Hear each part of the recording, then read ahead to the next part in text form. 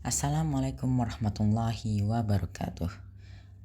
Halo, saya Hafifah Yunanto. Saya adalah siswa kelas 9 dari SMP Bakti Pertiwi. Di sini saya akan menjelaskan, memberi materi dengan singkat dan santai tentang teks cerpen atau teks cerita pendek. Pengertian dari teks cerita pendek adalah karya sastra yang berupa karangan fiktif yang memaparkan sebagian kisah kehidupan seseorang yang diceritakan secara ringkas. Karakteristik cerpen itu ada 4.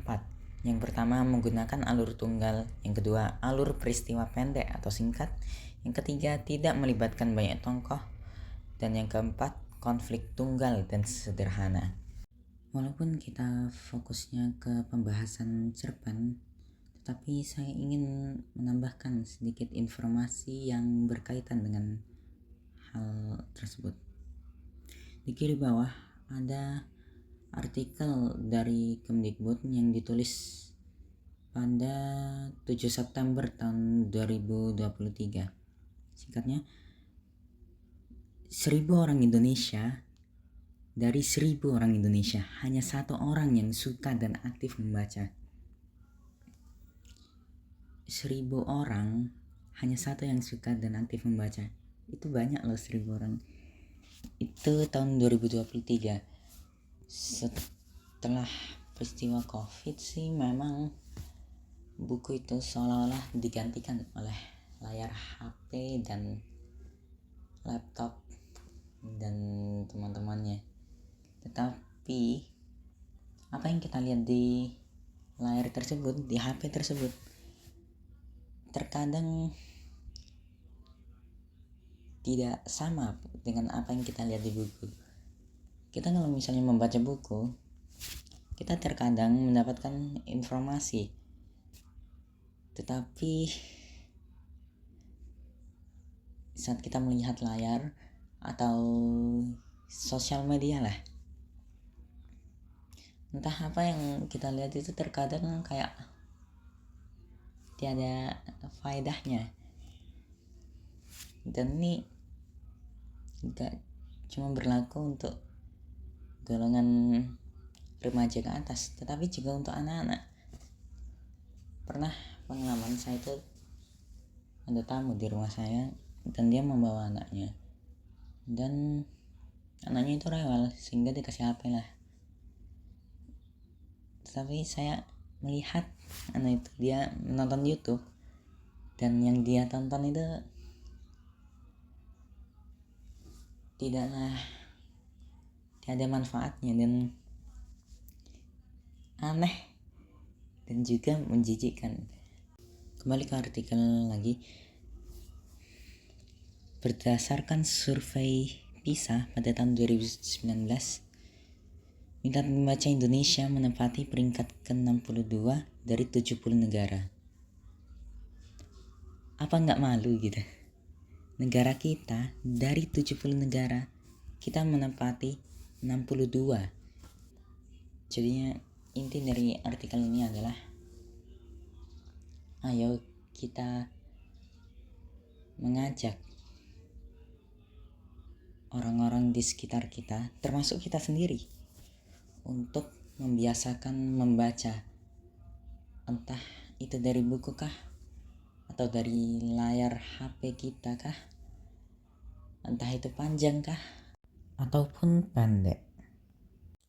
Kembali ke materi, struktur teks cerpen ada 3, yaitu orientasi, komplikasi, resolusi. Orientasi itu kira-kiranya pembukaan, pengenalan. Komplikasi, muncul masalah, klimaks, resolusi penyelesaiannya, dan endingnya. Unsur pembangun itu dibagi 2, unsur intrinsik dan unsur ekstrinsik. Unsur intrinsik itu berarti dibangun dari dalam. Ada tema, tokoh, dan penokohan, latar, alur, sudut pandang, dan amanat.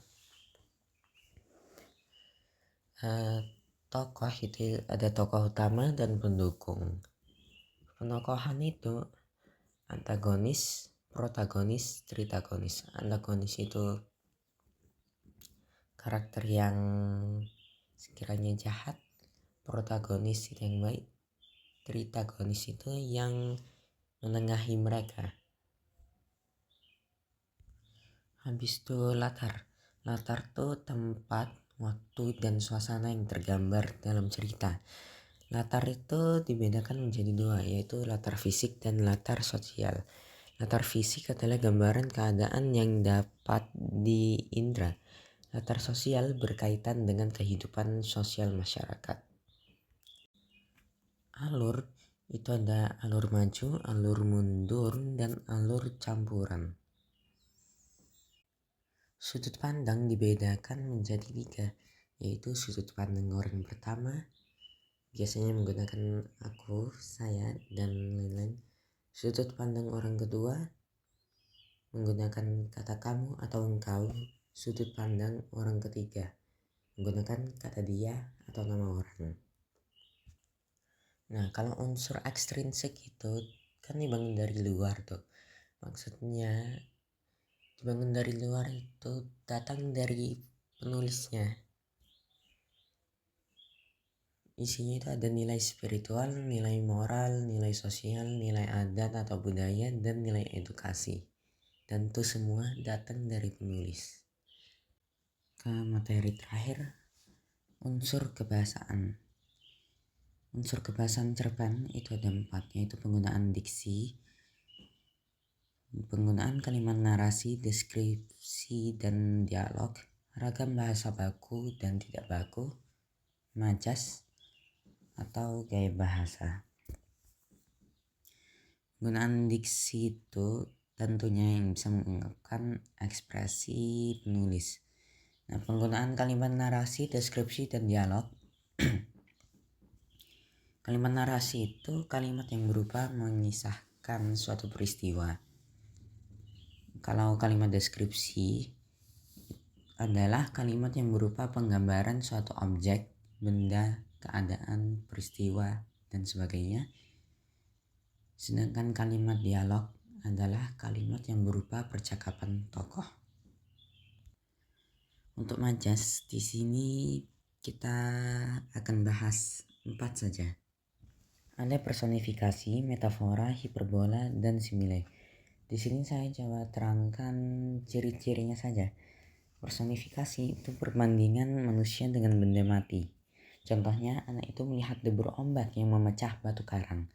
Metafora, ciri-cirinya menyamakan 2 hal secara langsung.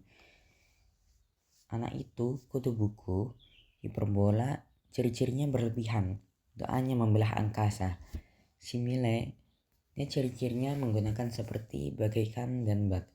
Kalau tadi metafora itu menyamakan 2 hal secara langsung, nah kalau di simile ini ada kata seperti, bagaikan, dan bak.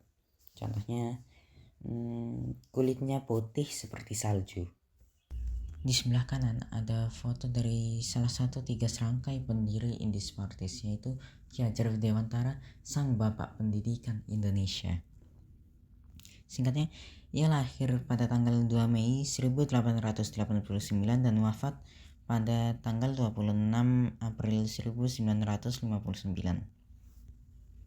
Ia bukanlah pahlawan yang berjuang menggunakan senjata, tetapi ia adalah pahlawan yang berjuang menggunakan tulisannya. Faktanya, tanggal kelahiran sang bapak pendidikan Indonesia 2 Mei sekarang dijadikan sebagai Hari Pendidikan Nasional. Mungkin sudah itu saja yang bisa saya sampaikan. Semoga ilmu yang saya berikan dapat memberikan manfaat bagi kita semua. Dan saya ingatkan kembali, ayo kita mengajak semua orang di sekitar kita, termasuk diri kita sendiri, untuk membiasakan membaca. Terima kasih saya sampaikan. Saya Hafif Harinanto. Wassalamualaikum warahmatullahi wabarakatuh.